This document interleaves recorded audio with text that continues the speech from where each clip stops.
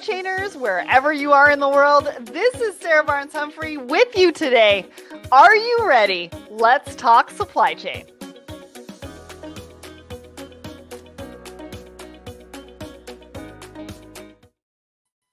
Good morning, good afternoon, good evening, wherever you are today, and welcome to Thoughts and Coffee. My name is Sarah Barnes-Humphrey. I am the founder and host of Let's Talk Supply Chain, the Blended podcast, and the founder of the Blended Pledge. And we've got an exciting show for you today. Not only do we have the most recognizable figure in procurement, as quoted in an article that we're going to be talking about today, but we also have some huge news. We've got some big news, and it all starts in September, which we're going to be talking about. But before we get to what is new at Let's Talk Supply Chain, I want to give a shout out to our show sponsor. So are you ready to find your community? Well, if you're struggling to find a supply chain community of like-minded professionals where you can level up, network, learn about best practices from experts in supply chain, professional development, and marketing, look no further. We created the Secret Society of Supply Chain to provide a safe space, a community for everyone in the industry. We offer unique opportunities for everyone to connect and grow in three distinct value-packed community: the supply chainers, women in supply chain, and the creative room. From the learn at your own pace, content-rich approach of the supply chainers to the empowering community-focused space of women in supply chain and the marketing mastermind of the creative room, we mean it when we say there's truly a place for everyone. So head over to secretsocietyofsupplychain.com to find out which community is right for you. All right, let's talk about what is new at Let's Talk Supply Chain. So we've got a brand new episode. It's episode 423 with Ascent. And we're talking about flipping product compliance from cost center to profit engine. Now, everybody wants to hear about this because there are so many new rules and regulations coming down the pipe that we want to know that compliance is top of your list right now. And we want to know that it's going to go from cost center to profit engine. So tune into that episode wherever you listen to the show to find out more about how you can make that happen for you and your teams. Next, Wednesday, September 18th at 10 a.m. Eastern, Christine Barnhart's going to go live for Supply Chain Unfiltered for Summit Packaging, a journey of innovation and customer excellence. What else have we got for you? Oh, we've got a new episode of Blended. Now, these wonderful folks showed up for this particular episode, and we're talking about workforce changes and the pandemic's impact. Now, do we work from home? Do we work remote? Do we work in office? Is hybrid the solution to that? Well, we talk all about that on this episode, and we've put the link to that episode in the comments. So go and check that out. Next, if you want to come to IANA Expo, now this is happening September 9th through 11th in Long Beach. We have a complimentary registration to give away. So head over to the link in the comments, sign up to win this complimentary registration. And we should be letting everybody know fairly soon because this event is coming out soon as well. What else have we got? In-person conferences. So I will be at IANA Expo September 9th through 11th in Long Beach. Inland from September 30th to October 2nd in Chicago. I'll also be in Chicago for the GAIN Summit, which is September 25th and 26th. Then at the end of October, I'll be at the NMFTA Cybersecurity Conference. Now, if you don't know about this conference, definitely go and check that out if cybersecurity is top of mind for you. Then I'm a judge for the Supply Chain Excellence Awards in October in London, and I'll be at the Women in Supply Chain Forum November 12th and 13th, which is my birthday. I'm going to be spending my birthday at the Women in Supply Chain Forum, and then Manifest February 10th through 12th, 2025. Last but not least, I want to give a shout out to our Woman in Supply Chain blog. We've got a new one out there, and it's with Brenda, and she's talking about fighting hunger and gender norms in supply chain. Fascinating journey in supply chain. She's the marketing director over at Polaris Transport, and I highly recommend you go and check it out. All right. Well, without further ado, but before I bring him up, I do want to know where everybody is tuning in from. So make sure you put in the comments where you're tuning in from. If you have any comments, if you have any questions, we'd love to hear from you. All right, now it's time to bring up the one, the only MVK, and you're on mute, so just want to make sure. There we go. How you doing? I'm doing really well. Thank you. How And are you? coming at us live from Singapore. I mean, Singapore. Yes. you're in the middle of so many different things right now, and you took time out to come on Thoughts and Coffee. I mean, one of the reasons is because we've got some big news to share with everybody. But thank you for joining us from Singapore. For anybody who doesn't know you, why don't you give a bit of an introduction? Tell us who you are, Yeah, what you do. of course. So first of all, great to be here. I always love your energy. I am a little jet lagged, but I'm just getting hyped by just listening to you for 5 minutes. So well done. So thanks again. I always love your energy, Sarah, and it's so great to be here. But yeah, my name is Michael van Keulen, or I go by MVK. I am the Chief Procurement Officer at Coupa. I've been here for 4.5 years now, and yeah, I mean it's just so much fun to be on the show. So it's thanks for having me. Yeah, I'm so excited for you to be here. Like I said, one of the articles that we're going to be talking about today calls you the most recognizable figure in procurement. How does that make you feel, MVK? Yeah, no, I think it's a little too much. Look, I get to represent Coupa, and obviously Coupa being what we do is we are, in the space of procurement supply chain. We've been doing this for over a decade. I honestly feel like I am in a very privileged role of representing 3,000 fellow Coupanians that strive for excellence and work hard every day. And yeah, I get to occasionally be doing things like these where I get to talk about it, but I mean it's a little too much. I have a really strong team, and I just get to represent that at certain times. So it's quite humbling even for a Dutch guy. And yeah, it's really it's I'm at the highlight of my career, so I'm just so happy with what I get to do every day. And yeah, but it certainly is it's a little much to take in, and I think it's a little too much to be honest. I mean, it's a true testament, right? This industry is all about relationships, and it just goes Absolutely. to show how you've been able to build those relationships and how important that is to not only the company that you're working for, but you as a personal brand as well, right? For Totally. you personally, what does that look Yeah, like? What's the impact that you want to make in the industry? And I think it's really important to highlight, especially for younger generations coming into the industry that's looking forward and toward their career in this industry. Relationships are important, and it totally. leads you on this road and this path like MVK. All right, we're going to get to a bit of a market update in just a minute, but I do want to cover the poll. So we ask a question every single Wednesday morning to our supply chain community, and the question that we asked everybody, what's the biggest challenge in warehousing today? Now, we had almost 260 votes. We still have one day left. So if you haven't voted and you want to have a voice in this, go ahead and check this poll out on the Let's Talk Supply Chain LinkedIn. Now, 37% of you said cost management, 32% of you said space optimization, and 30% of you said labor shortages. Now they're kind of coming in really close first, second, and third. I'm not sure all of this surprises me, although they do have some element of cost. So I feel like they kind of all go hand in hand. What did you think, MVK, when you saw this? We're going to talk about your background in just a minute. You were at Lululemon and you've got some experience, even though you're on the procurement side, you've got some experience on the warehouse side. So I just want to ask you what you thought about the results. Yeah, look, and before Lulu, I was at VF, so I've always been in retail for the past, decade plus. It doesn't surprise me. I mean, cost is at the forefront of everyone's mind.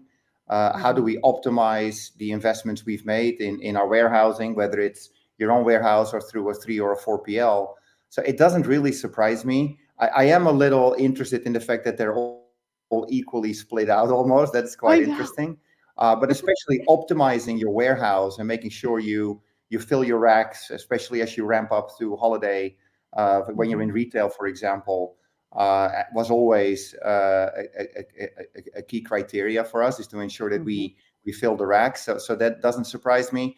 And the labor is, of course, a challenge. I mean, the labor is a challenge everywhere in the world, and so yeah, I would be interested to see the demographical split and see if there are differences between North America versus Europe versus Asia. But Yeah, I would Oh, sure agree. that's an interesting point. I'm going to have to check those votes and have the team sort of put out a post just to sort of talk about where those votes are coming in from. Because you're right. I've always talked about how supply chain is different in different regions, and we need to be talking about those challenges and those opportunities specifically to those regions. And they change for everybody depending on where you Yeah. live. So that's a really great point. Really good point. Now, I want to give a shout out to Abu over on my personal LinkedIn. Thanks so much for joining us. Now, I also want to ask you for a bit of a market update. Now, you travel all over the world. You talk to, I mean, you're in Singapore right now. You're traditionally based in Portugal. You talk to a lot of professionals, supply chain professionals, procurement professionals. What are you hearing right now? What are people concerned about? What are they thinking about? What are they, kind of keeping them up at night? Yeah, and maybe just leave the things that are macro that everybody knows aside, politically, Yeah. social unrest and those types of things, inflation, we all know that. I think if I specifically talk to procurement and supply chain professionals today, I think everybody is very, very focused on business continuity, so risk in the supply Mhm. chain. The what if scenarios, like what if one of my suppliers is going to struggle financially or operationally. Right. How can I very quickly pivot from one place to the next, and how do I ensure business continuity? I think that's one really big one. And the second one is regulatory compliance. It's everywhere, every government, every region, Europe, US, Asia. The regulatory requirements and compliance are changing so fast that it's very, very hard for us to keep up, Mhm. which then automatically results in potential risk for non-compliance. And that then, of course, means that we need to have a much better understanding of what goes on in our supply chain. So not just tier one and tier two, but tier three, and what implications do the regulatory requirements have on my supply chain, and do I potentially need to make changes, which could Yeah. potentially impact my lead time or my quality or my or just purely my continuity. And those are, I think, two really big ones: the regulatory compliance piece and the business continuity side of the house. I think those are two really big ones that I hear about every single Y day.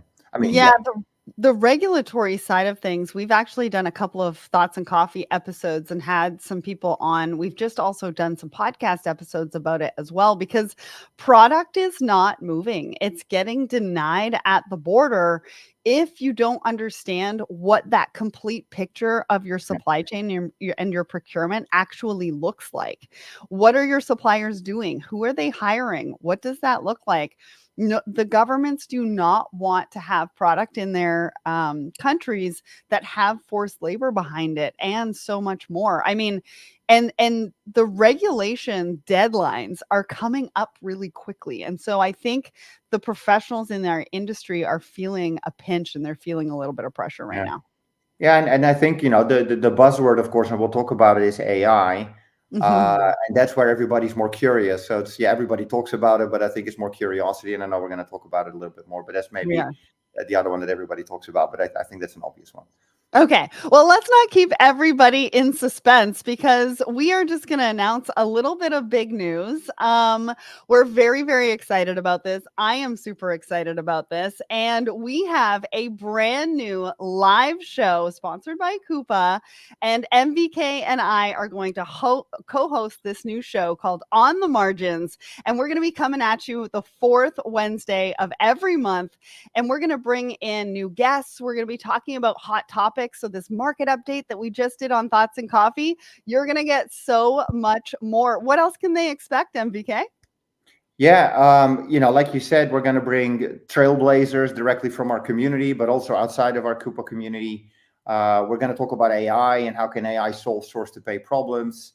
The peak season is coming up. What are some of the things you need to think about there? But it could also just be, talk about ESG and how can you reduce your carbon emissions. And so we're going to try to make it light, fun, which is not hard with you, especially the fun part. But yeah, it's just going to be a fairly, informal, fun, engaging conversation. We'll bring in some people and some guests. We'll do some giveaways, some prizes that you can win.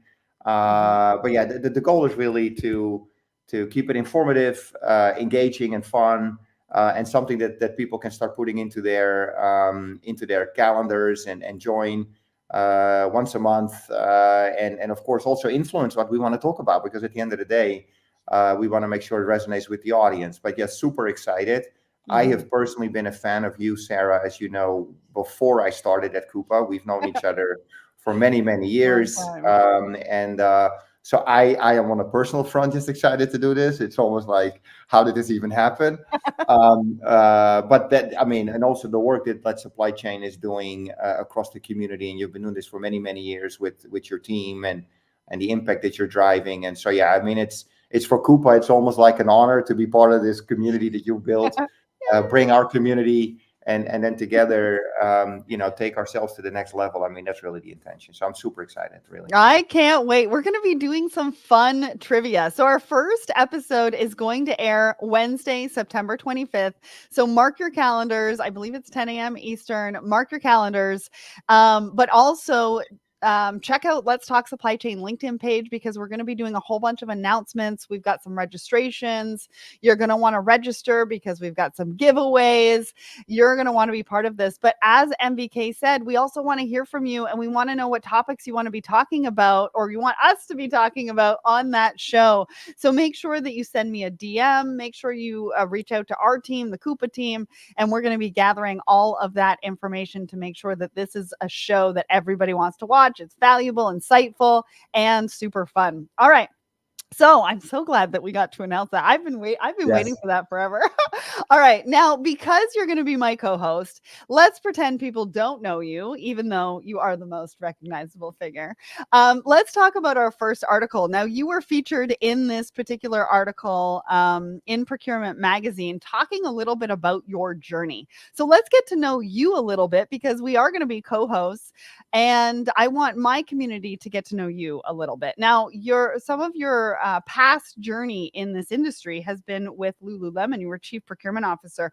Talk to us about your career journey so far. What does that look like?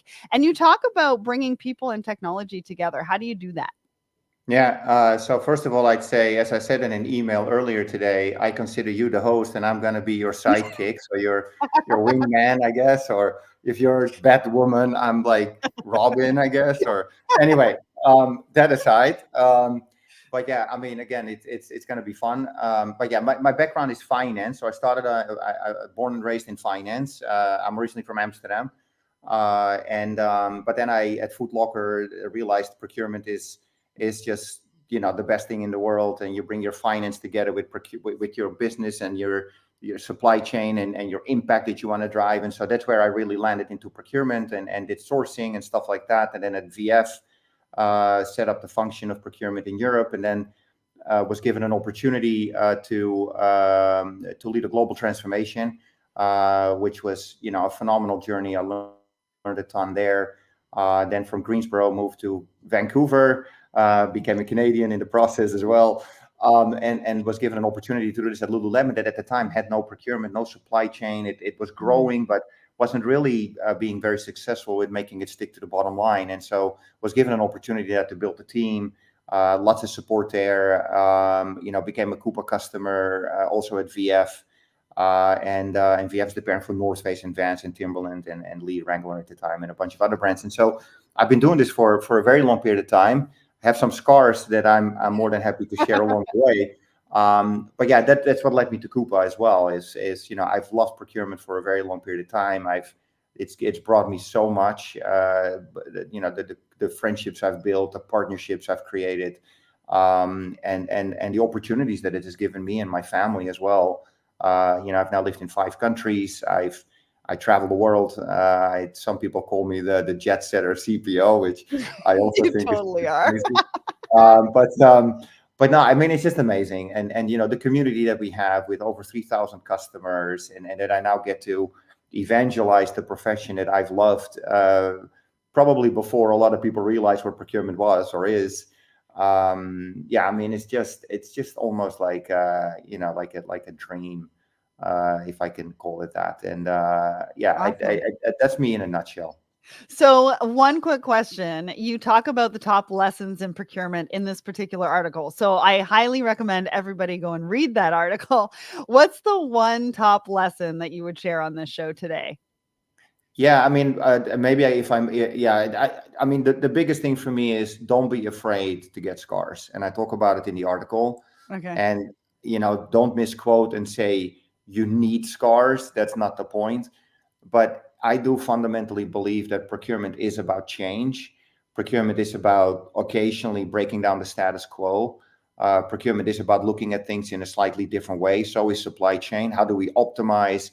Well, often it means that something needs to change. It could be your supplier or suppliers. It could be demand patterns, quality, maybe specifications need to change.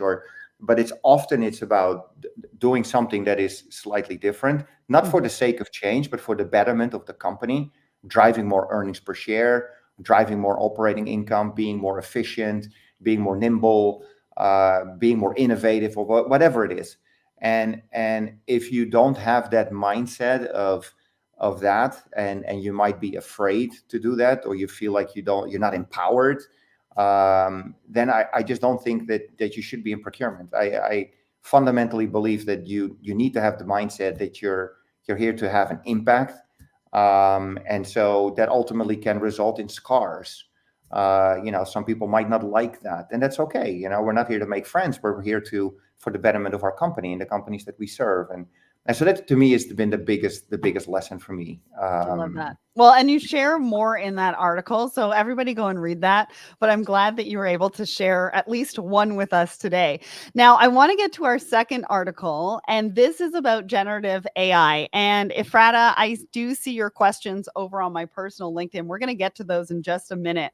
Now, this article talks a little bit about some of the concerns that chief procurement officers have around accuracy and security when it comes to generative AI, but then they also see the opportunities, which is automating document creation, helping with terms and conditions, which I know is a big thing in procurement, summarizing documents, trends, and priorities, and then chatbots potentially helping with time zones, even though relationships are really important. So, MVK, I just want to know real quick, what did you think about this article? What sort of, jumped off the page for you? And then we'll get to some questions. Yeah, look, it's a great article. I highly encourage everyone to read it. I've actually done a big project at VF with McKinsey many years ago, so I know McKinsey very well. Highly encourage you to read it.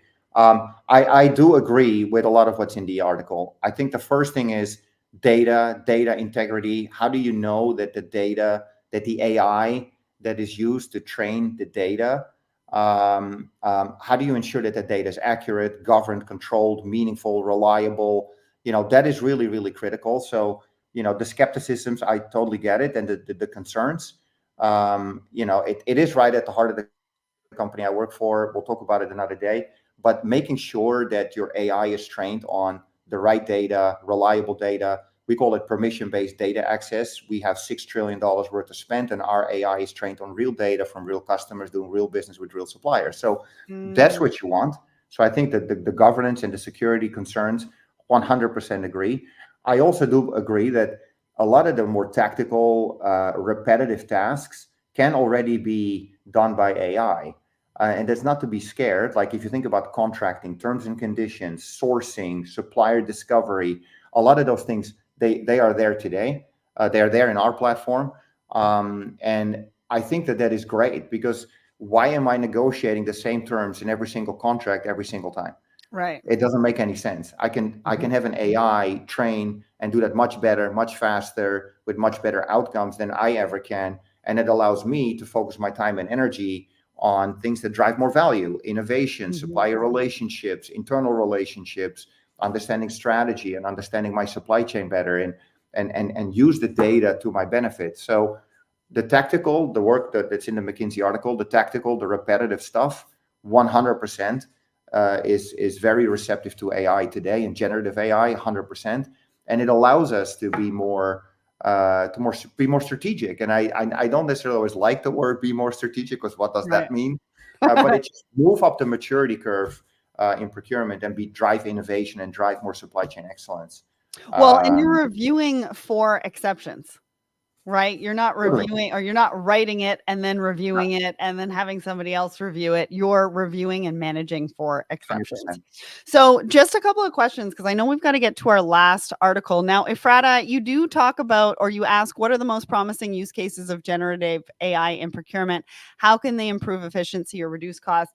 MVK just answered that a little bit, but this article also answers this as well. So, I hope that you go and check that out.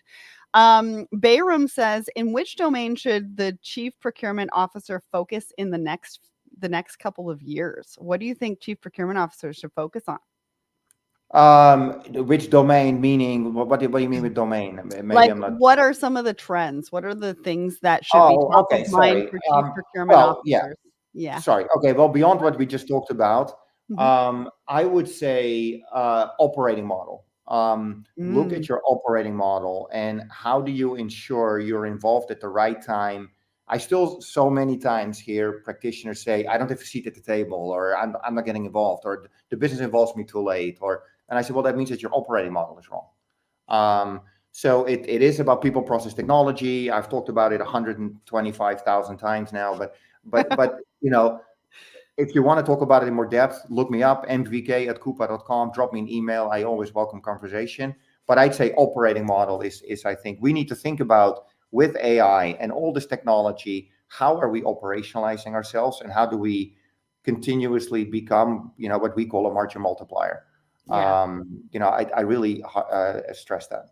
Well, and we're going to be talking more about that type of topic on the new show, on the margins, Totally. starting September 25th. So we're going to have a lot more time to go in depth into a lot of those different topics. Now, I want to get to our last article because this is a benchmark report that everybody is going to need. Coupa has provided it to us.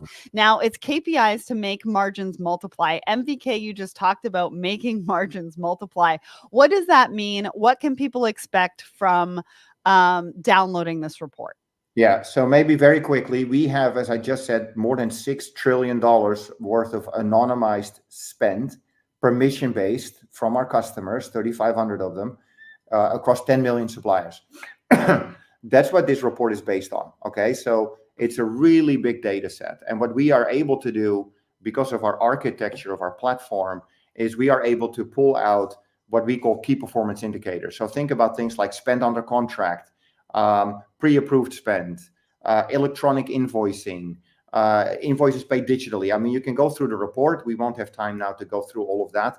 And I encourage everybody to think about what is my current performance? What is my pre-approved spend? How much spend do I have today in my environment that has gone through a vetting process? It's gone to the right buying channels with Mhm. the right risk and the right suppliers and the right pricing, and that is pre-approved. Um, in our community, we have best in class is 96.1%. The KPIs are the top 25% of the top quartile of our customers.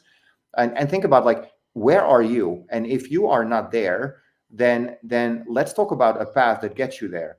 Because what the margin multiplier really means to me, and some people at Coupa might give you slightly different answers, yeah, which is completely fine. It's what is the art of the possible? What can we achieve? And what am I doing today? And where are the gaps? And those gaps can be in efficiency, they can be in risk, they can be in value creation, they can be in innovation, they can be in ESG, they can be in five different subsets.